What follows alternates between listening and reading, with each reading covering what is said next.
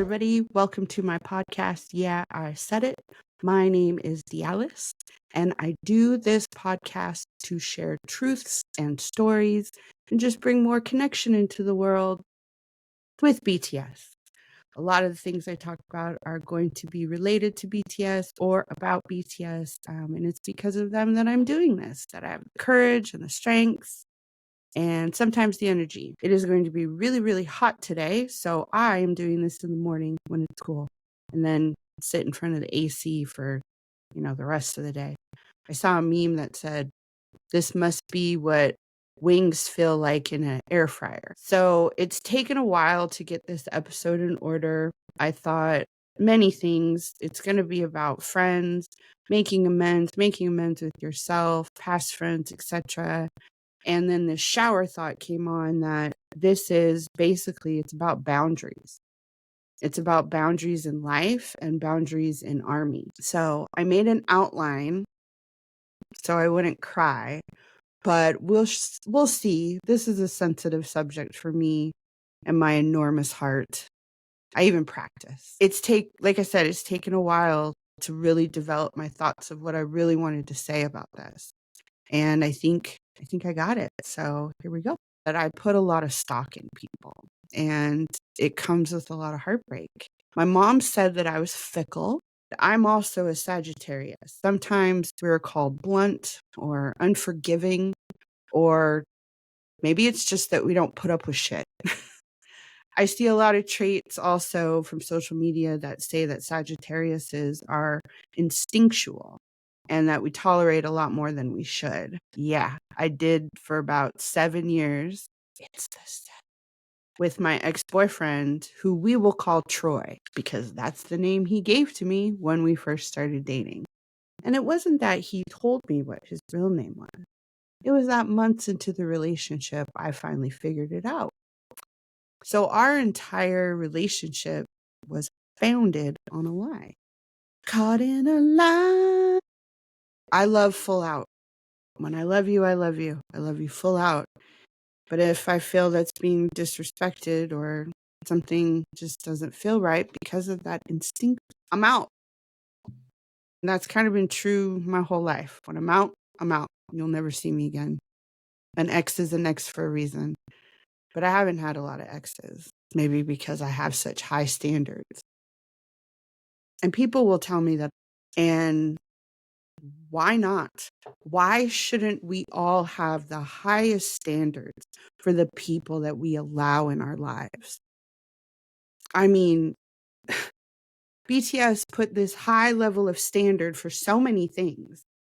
And so why wouldn't I want that in my life? And the ability to identify it now, it's very apparent when you do not have the high standards. So why not have high standards in your life? You should.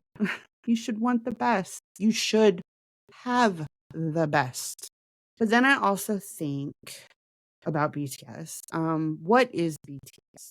What is BTS to me? And BTS to me is truth. I have found so much truth in my life, and it brings me to these truths. And so about 5 years after becoming ARMY, I've come to a couple of realizations, or maybe even strengthened ones that were already present in my life. And that is, it is okay to be on different levels of truth than others. I do not need to diminish myself, my memories, or my boundaries to remain friends or have people in my life.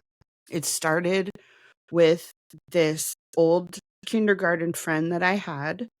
When it comes to the first time that I really set up a boundary that was really difficult, but I'm able to identify this as maybe the first time I set up a boundary. I don't really want to go into the story too much and put a lot of energy into it because it's very painful. I had reconnected with a friend from elementary school. We became fast friends. We had huge groups of people gathering. It was very much an ARMY culture with football and life events and birthdays, and funerals, and everything, potlucks, and it was great. And they even named me godmother of his children. with his wife, and I was known as the second wife. It was amazing. I had a family. Unfortunately, though, part of the thing with that family was a lot of drinking. And I had my first seizure after a night of binge drinking. It was for his birthday too, and that was a big event. So to have this happen on that very important day was very devastating. And I really had to take a look at my life and what was going on in order to figure out why I had this seizure, what's going on, and I had to get my health in order. And so I took a step back and I said, "Hey, everybody, I'm not going to be hanging out as much anymore because I need to take care of myself. I love you and I'm here. And, if you get stuck on the side of the road, I'll come help you." I'll come back to that later. But I gotta take care of myself. So I did that. And then this person that I have known for, at that point, about 30 years, called me a name that you don't call people with my skin color behind my back. And wow, that's what you thought of me all these years? That I could be reduced to such a word because I didn't want to hang out with you, because I had a seizure and I had to take care of myself? So that was really the first instance that I can remember that I put up a boundary, and it hurt. And I was lonely. But it was also amazing because for one of the first times in my life, I got to be me and find me and listen to me and do the things that I wanted to do that made me happy. So it was lonely as shit, but it was important. And it really changed everything. And it's a very extreme example of putting up boundaries. And it's been very difficult to maintain those boundaries. I loved those people, every single one of them, but I can't be in their lives and they can't be in mine. That was around the time when I met BTS. And thank goodness I did, because it changed my life.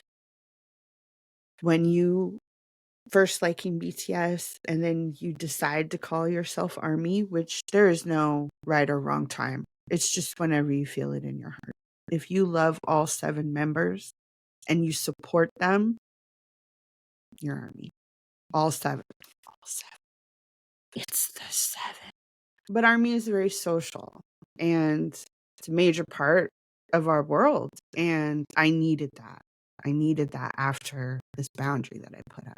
So when you become ARMY, even when you first start to listen to BTS, you see this incredible outpouring of love and this connection. And sometimes it's immediate, and sometimes that can happen.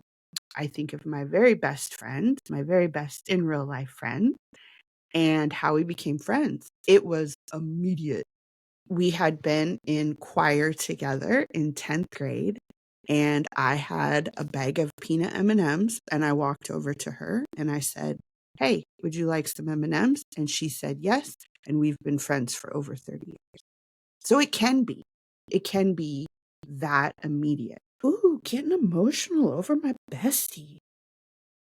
Well, I love her, so. And it can seem dreamlike when you become ARMY and step into this horror world. Is this real? Are the guys real? Is this real? This can't be real. Is this real? No, this isn't real. Oh, it's real. It's very interesting. And what I've realized over these past couple years is, just like the outside, people on the inside of this horror world can also break your heart. And my heart's been broken 3 clear times. That's why I'm doing this, and I need to get it out. I need to get some resolve for it.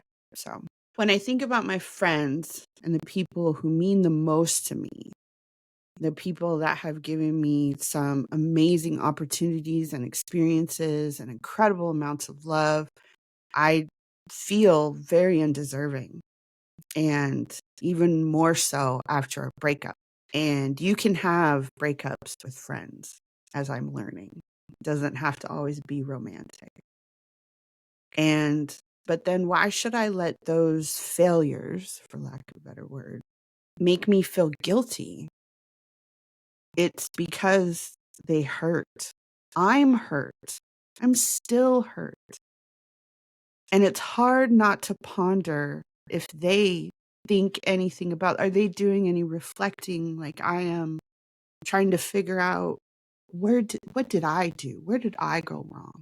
What do I have to take responsibility for? And what shouldn't I take responsibility for? There are times when I do things, they weigh on me. I think about them. We all have those midnight thoughts that keep us up at night. And I think, well, do they? Do they do any reflecting or anything? Because when it comes down to it, however justified it was, you know what you did. You know what you did. I have so many memories of times where I was trifling and didn't have, I don't know, the wherewithal to understand that because I was so focused on what I thought and didn't allow myself any sort of time to reflect or really decide what my responsibility is.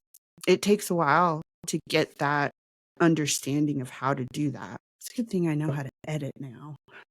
But there are times where if I had worked it out and sorted it out and realized, oh, then I'll go back and I'll say, hey, I was the problem. It was me. It doesn't always necessarily mean that everything's hunky-dory. It's more for me. But with my high standards, if I can't feel that instinctively, then we're on two different levels of truth. And that's okay. But why is it still not resolved in my heart? Even with that, why isn't it resolved in my heart? And like I said, I could go back and I could say, why did you do this? What did I do wrong? Or even need to get it out. But that's for me. And the thing is that every side thinks they're right. Every side has a just cause for why they did what they did. And it can't be resolved. It has to live in that duality sometimes. And if you don't know, you can make up a bunch of shit to fit your narrative about why you were right. You could get people to say, yeah, you were right. Yeah, that person sucks. Da, da, da, da. Or you can move on. And that's what I want to do. But it's very hard for as much as I invest into people and how much I love them. So that brings me to my other realization is that I'm not going to negate the fun and the love that was there. I always say that my mom taught me how to love. And she said that you can love a person, but you do not have to put up with their actions. She also told me that I could eat whatever I want and that I should when I'm young because I won't be able to when I'm older. And let me tell you, facts. So I try to maintain that. But my mom told me, again, if you were stuck on the side of the road, I would come get you. But I don't have to be in your life and you don't have to be in mine. And I don't have to be in pain about it. So that's my boundary and that's my truth. And whether it was by my actions, just a regular falling out, intentional, or just distance, losing connection, at minimum, these are pages, if not chapters or volumes in the story of my life. I get to tell and remember wonderful things about the experiences that we had together. Like with my ex, I went to Vegas for the first time. I was very privileged with a lot of the first initial things in ARMY that I got to do with BTS. I was very privileged. Found a sense of belonging, a family, like with my kindergarten former friend and with ARMY. And there are some that got me through some really tough times with my own health. I was having major stomach issues or with all the frustrations with my dad. And there are bruises and a few scars that haven't fully healed. But that's I need that to be my resolve. I need to stop this. It's a muscle that I'll have to work. And maybe saying this and confessing this out loud and putting this out there will help me build that muscle. Another thing I do is I have sticky notes. Just like my love for pens and notebooks, I have a love for sticky notes. And I like writing them. And especially if you're a visual person, you can see it daily. And it's an affirmation, right? So I have a few that I really like. And one of them is, you got a B in math. Let me tell you how difficult that was for me to get a B in math. Online school, too. I have never been good with math. I've tried to be friends with numbers. We're just not in each other's lives that way. And always struggled with math my whole life. And when I started going to school during the pandemic online, I had to take like a basic math class, which I come to find out was actually pre-calculus. But I worked so hard and I got a B. What? And I ended up graduating summa cum laude. And I got all A's except for that one B. But let me tell you, I am sure as shit proud of that B. And I have it hanging on a sticky note, even though I've graduated, because I got a B in math. I got a B in math that I kind of taught to myself because of online school. But if that doesn't make me feel like the shit every time I see it, you got a B in math. So that's one sticky note. Another sticky note I have, it says, healing takes time, because it does. And I have to remember that constantly. Healing takes time. I had that on a couple sticky notes in order to remember.